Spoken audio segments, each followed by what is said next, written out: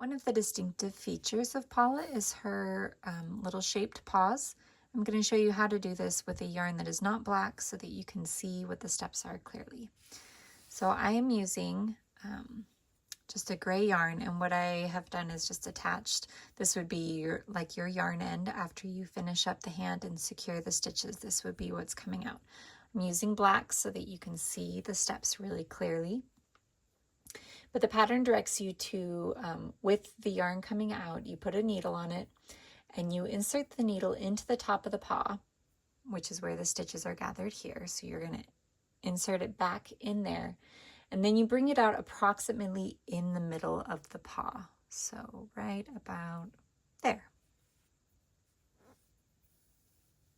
So now you've got the yarn coming out of the middle of her paw.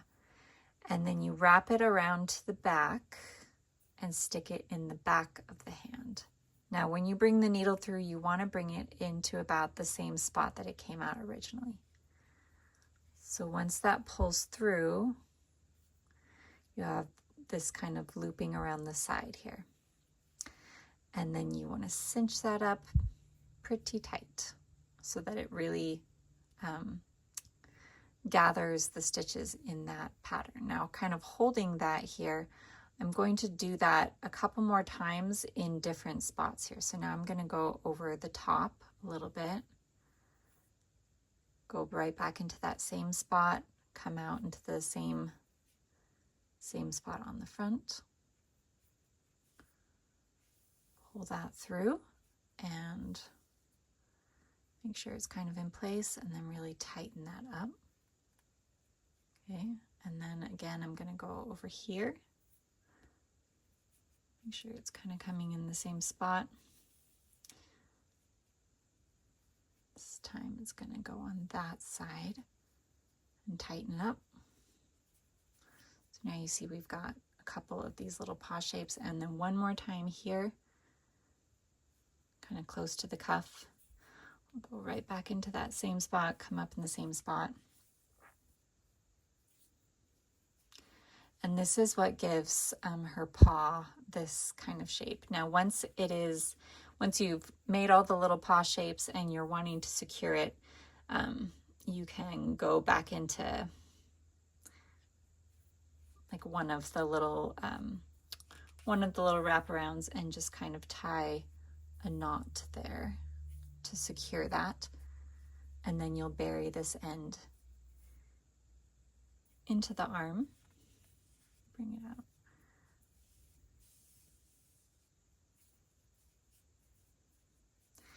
It does look a little bit strange with the gray and the black, but this is what gives this same little shape of her paw, like that. Looking the same from both sides. The next thing I'm going to show you on Paula is how to work her posable tail. Her little tail is worked as an I-cord wrapped around a pipe cleaner to make it posable. It can also help her stand up a little bit, but let me show you how that is done. So I've got another Paula here in the works. The pattern will instruct you to insert a pipe cleaner into the back, leaving about, and I guess it depends on how long you want the tail, but about 5 inches or so. Whenever I'm working with pipe cleaners, I always make sure to fold the ends in so that you don't have anything poking out. So I'm going to fold one end in just a little bit. This is the end that's going to be hanging out. Let's say that's about 5 inches, which means that the remainder of this pipe cleaner needs to go inside the toy. So I'm going to fold that over. You can also cut it. But basically I'm going to insert, and the pattern will instruct you right kind of at the base of the hem of the sweater. You'll just kind of find a little hole in the stitches there and insert it till you have the remaining length that you want for the tail. So now I'm going to show you how we're going to take this and cover it in an I-cord so that it is not green. Okay, so with the pipe cleaner exposed, we are going to, and inserted, we are going to take, we're going to leave about an 8-inch tail of yarn, and this is going to be used to sew the base of the I-cord tail to the back of Paula's sweater here to close up any gap. And here we are going to cast on 5 stitches onto our double point needle. So 1, 2, 3, 4, and 5, just using a long tail cast on. So with those stitches cast on, we are going to place our needle, our working needle, right at the base of the tail, like this. And our working yarn is coming off the left side of the needle here. We're going to wrap it around, and we are going to work our I-cord starting here.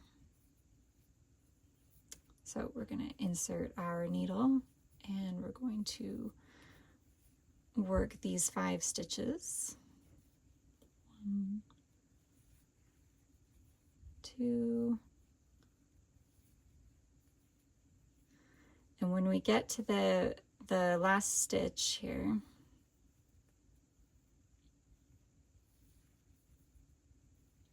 like so, we are going to make sure that our working yarn is on the left side and comes behind the underside of the pipe cleaner. And then as we pull it around this side, we'll work across, and I'll show you kind of how this looks as we get a little bit further. So you can see as I keep going and keep working that 5-stitch I-cord around the pipe cleaner, sometimes it does pull away from the body a little bit, but remember this long tail that we left when we cast on is going to be used to sew up that space between the base of the tail and the body. And on the underside of the I-cord, you can see that it's starting to pull together to wrap around that pipe cleaner. And especially if you use a black pipe cleaner, you won't be able to see it so much, but I wanted to use a different color so you could see what it's looking like. Okay, so when I get to about half an inch left of pipe cleaner sticking out of my tail, this is the end that I have folded over so as to not have like the pokey pipe cleaner right at the end. So I want to make my tail just a little bit bigger. So I'm going to increase at the beginning of the row with just a knit front and back, and then knit 3 stitches, 2, 3, and then increase at the end of the row with a knit front and back. So now what this is essentially is doing is giving you a 7-stitch I-cord. Again, bring your yarn around the back of the pipe cleaner, slide this to this end, and then you will work this 7-stitch I-cord until you cover the rest of the pipe cleaner.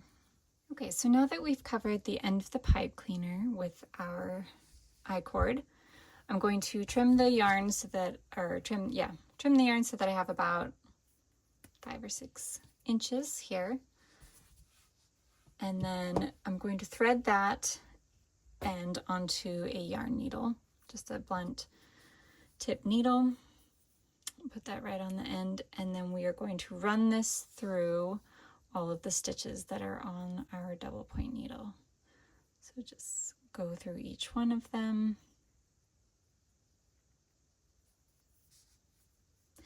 And then we're going to draw that tail closed right there at the tip. Now, when we look at the, before we weave the end in, we're going to secure it with just a little bit of a knot. Make sure that it kind of holds tight there at the end. And then you can use your needle to put it just kind of somewhere right in the tip of that tail. Pull it through to hide the end in there, and then trim that. Now I want to show you what the undertail, or the underside of this tail, is looking like. Because if you're like me, sometimes when you make an I-cord, the laddering opens up enough that you can kind of see through that. And an easy way to fix that is to grab one of your double point needles.